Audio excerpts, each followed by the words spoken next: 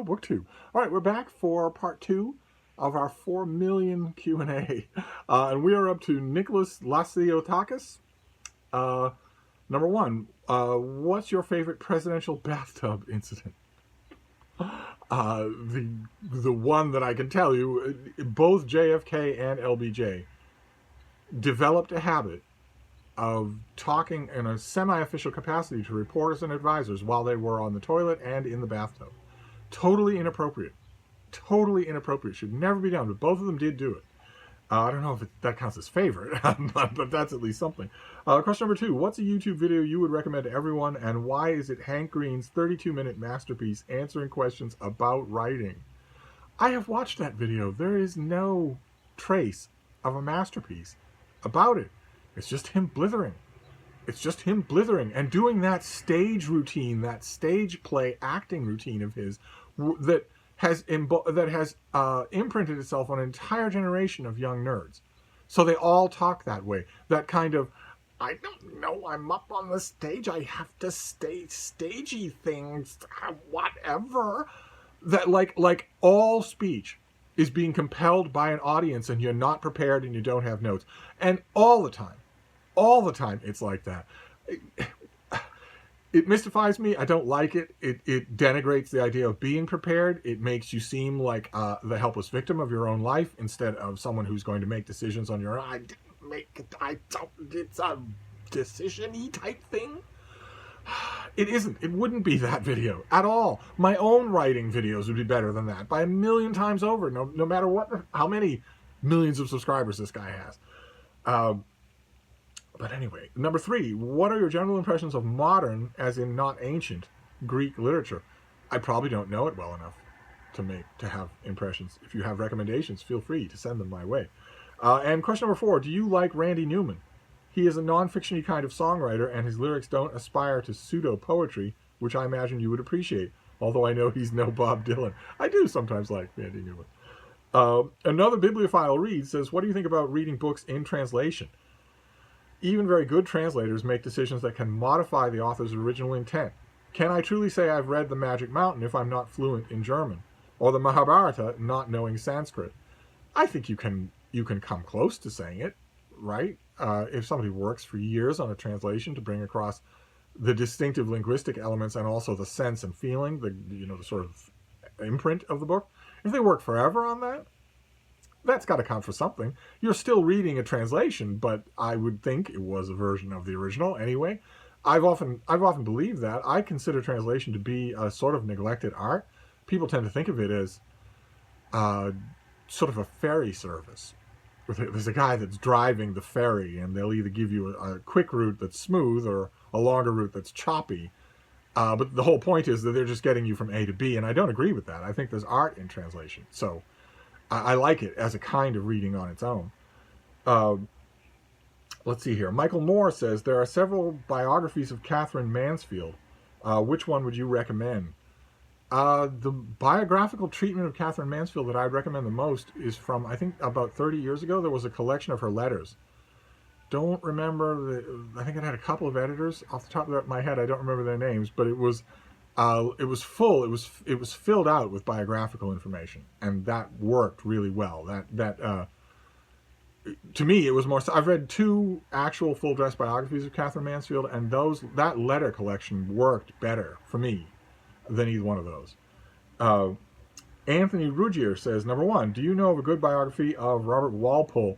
There's one by John Morley. It's very acerbic. It's very argument-picking, but I loved it. Number 2, what is a good book on the 7 Years' War? The Crucible of War by Fred Anderson is terrific and is out in paperback. It's been out in paperback for 20 years. And number 3, do you know any good biographies of either of the Pitts? Oh, don't get out much, do you? Well, for Pitt the Younger, there is an absolutely monumental, I think, 3-volume biography by John Ehrman. Pitt the Elder, you're sort of on your own, but Pitt the Younger has a definitive biography. That multi-volume work is it can be a little bit exhaustive because, like as you'd expect from a work that big, it leaves no stone unturned. But I found it really enjoyable. I still wish I used to have those 3 hardcovers. I wish I still did. Probably the mint It's probably just a pile of money to buy them today. But maybe somebody will reprint them. You never know. JS says, what do you think of Thomas Hardy? I like him, but I don't like him as much as some people who just really get him. He does not get enough credit. His writing was gorgeous, and so many people have not read him. Okay, I'm not sure I'm going to be able to agree with you there. Doesn't get enough credit. All of his major works have been in print continuously for 150 years. He's taught in every school in the entire world. He's on every canonical list. I don't see that he doesn't get enough credit. I don't know what more credit he could get. Also, what do you think of Salman Rushdie? What are his best books? I like him. I think I liked him more. I've liked him more the more he writes. And particularly enough, my favorite of his books, I think the Enchanters of Florence is fantastic. But my favorite of his books is Joseph Anton, which is only lightly fictionalized. So that could just be my reading taste coming through. Hannah's Books says, I'm intrigued by the fact that you think film adaptations are often better than their books, and yet you think audiobooks are inferior to textual books. I'd love to hear more from you on how you see them in different ways. Well, they are fundamentally different, right? An audiobook is not giving you a version of the book. It's just reading the text to you. So it is, when you look, if you look at, let's say the superset here is a comfy chair on a beautiful day reading the book without subvocalizing. Let's say that is the superset. That is, let's say, the platonic ideal of experiencing that book. An audiobook descends from that superset by giving you the text that your brain would be reading, but reading it out to you. So you lose the pacing, you lose the intonation, you lose everything. You lose the phrasing, you lose your own imagining of the sounds of the characters, all of that sort of stuff. All that is, so that descent from the superset removes things, but does not add anything. In fact, it keeps removing things because it also slows you down. You can only listen to an audiobook at what? 3 times speed or whatever. You can read a lot faster than that if you don't subvocalize. Whereas, if you take a descent from that superset to a movie version, the movie version is not giving you a sort of a version of some aspect of the text. Instead, it's reinterpreting the text in a different art form, often brilliantly. Whereas I don't think an audiobook can be brilliant. Its interpretations lie only in leaving out things, whereas a movie can add things, lots of things. So I view them as fundamentally different. In fact, without your question, I would never have thought to link audiobooks and movie versions. Penny Wright says, number 1, questions from a fellow Trekkie. Number 1, who's your favorite non-captain character? Well, there are a million such characters, but my favorite is going to be an oldie but a goodie, and that is Bones McCoy. Largely thanks to DeForest Kelley, I think that Bones McCoy is an amazingly human creation on screen. Just full of complexities. I can't stand it when he is characterized, when he's reduced to a caricature. But in the best McCoy moments in the original series, he's like nothing that we'd seen on science fiction before. It's going to be Bones McCoy for me, all the way to the very end, to the last appearance of DeForest Kelley in The Next Generation.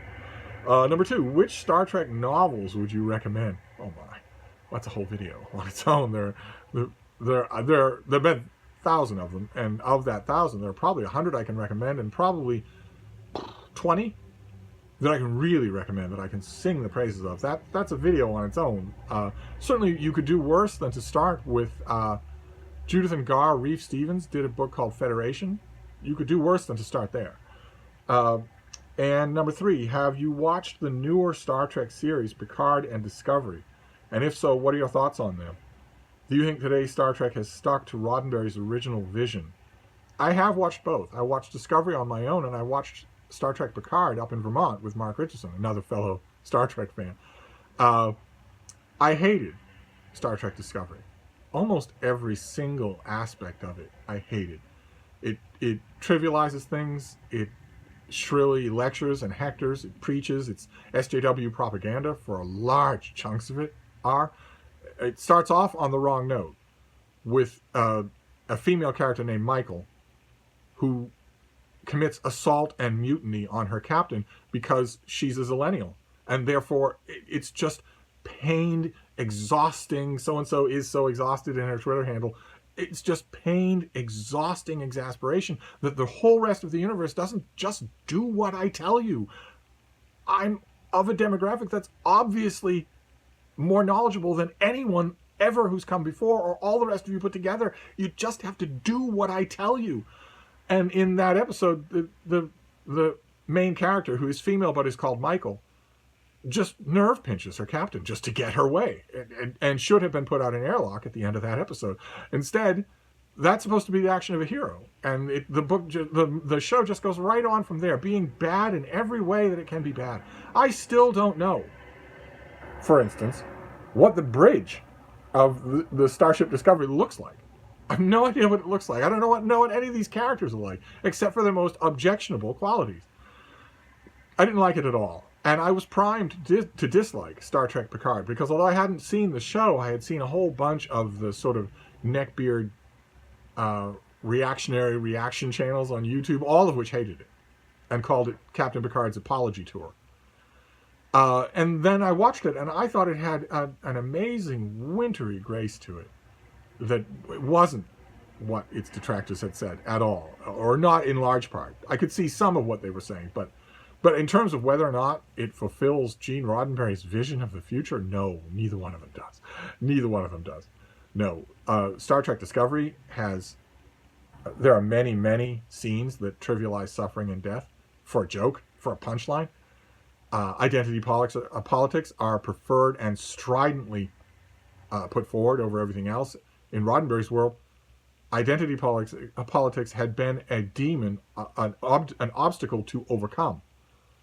And where you embrace infinite diversity and infinite combinations instead of balkanizing the way the 21st century is doing. And Star Trek Discovery very much doesn't do that. And Star Trek Picard, I may have enjoyed watching it, but it has horrific scenes of graphic torture. No. Gene Roddenberry's vision of the future was of a future that is inching towards the light, that has largely achieved that is an improvement over the present day. And aside from instantaneous transporters you can just walk to your destination, there's precious little improvement over the present day in Star Trek Picard. Some of the most grotesque ideas and sequences put on film, much less put on film in Star Trek. So no, I don't agree with that. I may have enjoyed Star Trek Picard, but I think it is a drastic mistake for the J.J. Abrams movies or for these TV shows to abandon Roddenberry's vision. As corny as that sounds, that vision was not only humanistic and holistic in a very uplifting way, but also generated a $2.4 billion industry. So it's not like the blue-haired, blue checkmark scolds in Hollywood can say that there's no reason to adhere to it, or that the only reason to adhere to it is creaky and old-fashioned. It also made Paramount an enormous amount of money. It seems to me that would be a good reason for any future Star Trek in franchises to explicitly go back to that vision. And I don't know if what's the next one? Star Trek Strange New Worlds, or To Boldly Go, whatever it's called, the Captain Pike series. If that ever gets off the ground, who knows what it will do. I hope that it does. Certainly, Star Trek Below Decks does not. Anyway, Greg Stawn says, Strawn, not Stawn. I have Star Trek on the brain. Stawn, she is yours. You may find that after a time, having is not so satisfying a thing as wanting. It is not logical, but it is often true. But it's not Stawn. It's Greg Strawn. As a rapid reader, have you ever read an entire book before purchasing it at a bookstore? Never. Never. Not even at a drugstore. Never. That's theft. No. If so, what was it and what compelled you to finish it so quickly? I didn't. No. In drugstore spinner racks, in lunch counters, in bookstores, if I'm standing there paging through the beginning of a book and I start to like it, the instant that I finish one page and really want to read the next instead of just mild forensic curiosity, the instant I really want to read the next page, I know that the book has done its job and I must buy it. That's the only thing that's fair to the bookstore or to the author. Of course, that isn't true anymore because I don't buy my books anymore. But nevertheless, back then, in a retail setting, that's what I did. Anthony Supa says, did you watch Ken Burns' new Hemingway documentary? What did you think of it? I did watch it. I thought it was really good. Really liked it. Patrick O'Toole says, thanks so much for your constant company. I get this a lot from people, especially during the pandemic, the worst of the pandemic. And I have to say, right back at you. I've been getting company as well as giving it. I recently watched a documentary on Whitey Bulger and wondered what your take was on the whole deal.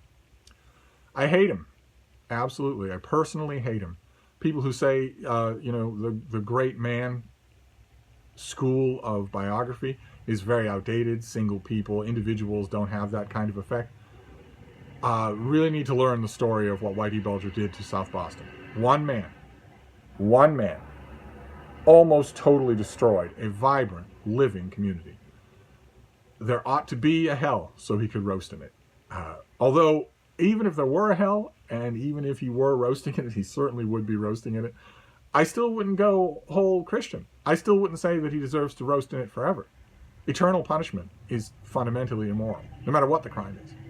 But I'd still want him to do some roasting. Anyway, the Peglar paper says, congrats on all your reviews. Question number 1. In your opinion, which of Woolf's books is the best and why? Are we talking about Virginia Woolf here? My favorite of hers would be A Room of One's Own. Question number 2. What do you think of Gertrude Stein's work? I recently had to read the autobiography for class and couldn't stand it, so I was curious to hear your thoughts. I can't stand it either. I don't get it. I don't get this author's work at all. I've never liked any of it. And question number 3, any tips on how to tackle War and Peace? Well, the best possible tip. Do I have War and Peace right here? Oh, I do, somewhere. Yeah, there I do. Right where I'm standing, I have War and Peace. But I made the cover myself. I put a bejeweled prince on the spine and a different of a warrior on the cover. I made the cover myself, but the best possible advice I could give for how to approach War and Peace would be if I could finally somehow arrange a multi-booktuber read-along of War and Peace. I'm talking 20 or 30 people, all in one. I would love that so much, to give War and Peace the epic read-along, buddy read that it deserves. But other booktubers don't like to buddy read with me because I smell. Let's see here. Where are we? Elizabeth Power. I really enjoy being subscribed to this channel. Well, thank you. Number 1, where did you get Frida Bean and why is she named as she is? I had a friend who lived over in the Fenway part of Boston who called me up one day and said, I have a problem and I have to show you what it is. I can't tell you what it is. I have to show it to you. Take my advice. Don't ever fall for that. I said, all right, well, that's very mysterious of you, but I will be in your neighborhood tomorrow. Can it wait until then? She said, you can wait until then. Stop by tomorrow. We set a time. I walked over there, and she had a tiny little schnauzer puppy in a cardboard box, just sort of standing on the wall of the box, looking up at me. The first time Frida and I ever saw each other. She'd got the dog online, this puppy online, because it looked so cute. And I admit, when Frida was a tiny little baby, she looked about as cute as puppies get. And then my friend noticed that she was hungry and thirsty and that she was peeing and pooping all over the apartment and like, whatevs, and wanted to know would I take her. And I tried not to read her the riot act, and instead, I tried also not to think about all of the situations that were just like that, only without a me at the other end. Just dump the thing back online or at a pound or whatever. One way or another, I said yes, and I took her, and I brought her here, and she was in a couple of videos, and got a lot of attention. And I just waited. I don't, when I'm brand new to a dog like that, I don't name them right away. I wait to get a feel, some sort of feel, or some sort of sign, or some sort of intervention. Maybe if a friend names the dog, then that'll stick, or something like that. And I just waited. I'm in no great hurry. I don't need a dog's name to communicate with them. And eventually, the name Frida just worked, just came to the fore. And when she was tiny, she was just this little bean of a thing. That just stuck too. That as a nickname for her, that sort of stuck to and became her name, Frida Bean, or the Bean. Number 2, did you go to university and what did you study? I did go to university. I studied English and then English and creative writing. Are you or have you ever been a professor? No. I ask this because you remind me in a good way of my English professors and make me miss college. Well, thank you. I'll take that as a compliment. Kenan Hadjik says, what do you think of the book Maps of Meaning by Jordan Peterson? I wouldn't ordinarily have read it, but I read his 12 Rules for Life and hated it. I thought this isn't the worst advice that you could give to famously aimless young men between the ages of 18 and 25, but it's pretty bad. It's not the worst you could do, but it's pretty bad. And I was told by so many of those young men, just must have been 100 different people, said, oh, well, this was a cash grab of his, or at least partially so. But you should read Maps of Meaning. That's the real book. So I did. I did read the thing, and it's incomprehensible. It's just gobbledygook. It's someone so impressed with his own pseudo-intellectualism. It doesn't make any sense at all. It's a waste of time. It just breaks my heart to think of all the young men out there in the world, 18 to 25, who have a copy of that book on their shelves, but don't have The Killer Angels or Wolf Hall or 80 million other books I could name for them that they would really like, that would do something for them, instead of this turgid, overwritten, pseudo-intellectual nightmare. All that book sitting on their shelf is going to do for them is start to make them write like that. And that is bad. That is a purely bad thing. Anyway, Me Too says, I will go ahead and presume you have seen 84 Charing Cross Road. I have. What are your tips on sparking a meaningful correspondence in this 21st century of decline and fall? Is there any hope for us nerds of finding pen pal of similar Bancroftian wit? Well, if you're talking pen and ink correspondence, that would be weirdly anachronistic, right? Anachronistic behavior like that, fetishisms like that, are weird, just in any case. They're usually unbelievably self-centered, and that's bad. You should avoid behavior that is unbelievably self-centered. Correspondences are absolutely possible via email. They take on a different tenor because they're not all loaded into one thing. Instead, they're spread out because they're instantaneous. But starting up a snail mail paper correspondence, and what would you write the letters with a fountain pen or whatever that? I don't know. If it strikes you as interesting, good luck finding someone else to do it with. To me, it would be a complete waste of time. Cornflower Blue, we're at number 1. Did you prefer traveling in the Northern Hemisphere or the Southern Hemisphere? The Northern Hemisphere, usually. Number 2, I'll be careful how I word this and not ask, have you read? Yes, you want to avoid have you read it questions. So, in hopes of earning a subscriber, Bean, what were your thoughts on Praise the Human Season by Don Robertson from the early 1970s? Never read it. It would be fun to earn a random Bean, but I kind of hope I don't, because it was a wonderful story and I'm hoping you read it. Haven't read it. Don't think I've ever even owned it. Compa Sea Monster says, number 1, what are some of your favorite John Philip Sousa songs compositions? All of them. Number 2, out of Harold Lloyd, Buster Keaton, and Charlie Chaplin, who is your favorite? None of them. Number 3, if you were to learn a musical instrument, what would you choose? Part of me wants to say piano, but if we're going to learn a musical instrument, I would want to be able to... you can't move a piano. You can't pick it up on your own. So it'd be a violin. It'd be just a neat little violin would be the one. Number 4, could you please recommend some of the top of your head related to Birmingham, England, either fiction or non-fiction? I can't think of a single thing off the top of my head. Thank you for doing what you do, and much love to you from North Carolina. Thank you. I wish I could have been more help.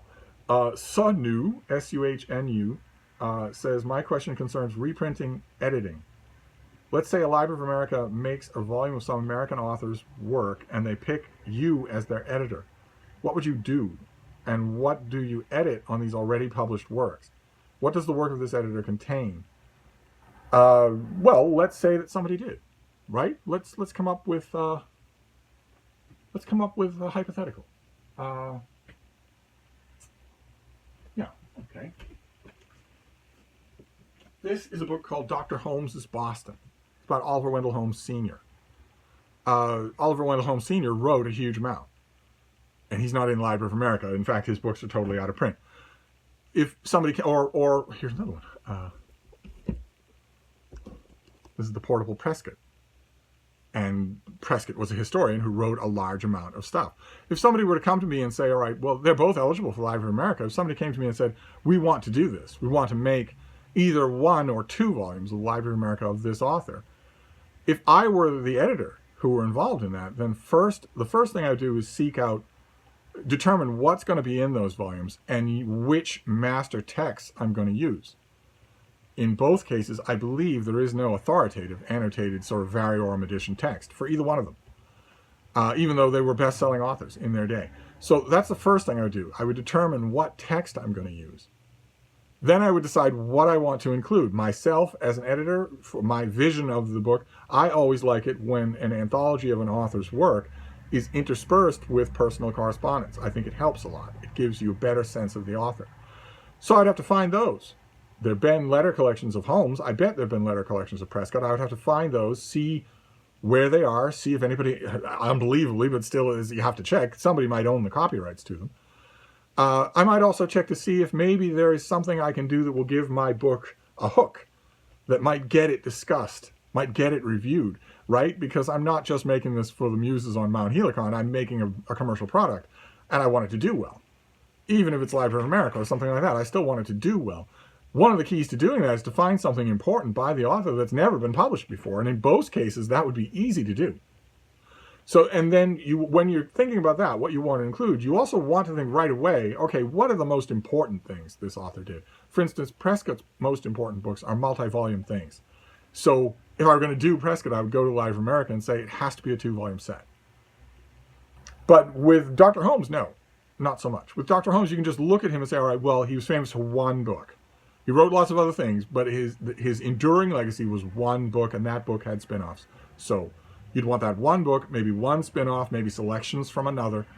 You'd want correspondence, maybe original reviews and responses to his work, off-the-beaten-path stuff. You know, you'd want to determine what's a good workable page length, and you'd want to take that to your publisher just to make sure they're going to back you for 800 pages instead of 200. All that sort of stuff would have to go into it first. I'd have to learn, you know, what are the authoritative texts? Who owns them, if anybody? Where can I find them? Do they need to be gone over? Do they need to be annotated? Probably they do. And once I've got those authoritative texts, what about non-authoritative texts? What about texts that haven't been published? Can I find some of them to give the thing commercial appeal? I would love it. Needless to say, I would love it. The list of America, if we just talk about Library of America and not Penguin Classic, God help us.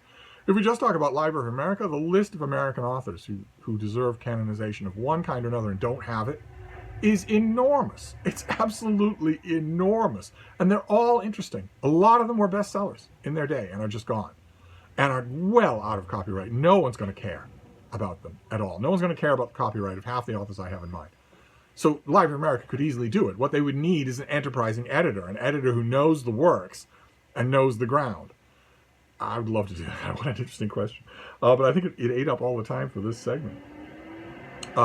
Let's do one more. D. Nautic says, do you and the Bean ever go to dog parks? No, we don't. For 3 reasons. Number 1, Frida is not a fan of unauthorized movement. She's not an aggressive dog. I don't think she would ever bite another dog for anything. But she gets all huffy and explosively argumentative if dogs bounce around. She doesn't like unauthorized movement of any kind, even human unauthorized movement. If you do the sort of playing with her with your hands, she will play for a fraction of a second, then she will decide that she disapproves, sit back and scream at you. And she does that with dogs. And so that'd be one reason, because dog parks are a place for dogs to run around in unsupervised movement, and my little superintendent doesn't like that. That'd be reason number 1. Reason number 2 might grate on you a little. If you go to a dog park, I would ask you to be a little objective about it, and maybe try not to take it personally. But in my experience, the very worst, most odious kinds of humans are the ones standing around at dog parks. They're the ones that make me furious just right off the bat from almost the first thing out of their mouth. Oh, I named my dog after an obscure figure in in Incan mythology. Oh, you don't know that word? Oh, well, allow me to tell you about it and make you feel stupid at the same time, when that's the reason I gave the dog the name, because I knew no one would know it. I knew that I would get a chance to be a Pretentosaurus with every single human being that I meet. I don't really care about the dog. I've never really cared about the dog. It's mainly just a tool for my own glorification. And a bunch of other things, a bunch of other annoying qualities. So that's reason number 2, is that the humans that you see at dog parks are usually the humans that I would go well out of my way to avoid. And reason number 3, how to put this? I have a knack with dogs. And it takes an average, well-adjusted dog about 13 or 14 seconds on the clock. So not instantaneously. Just count it out. 13 or 14 seconds on the clock to realize that I have a knack for dogs, to feel it. And then they lose their cookies. Completely lose their cookies.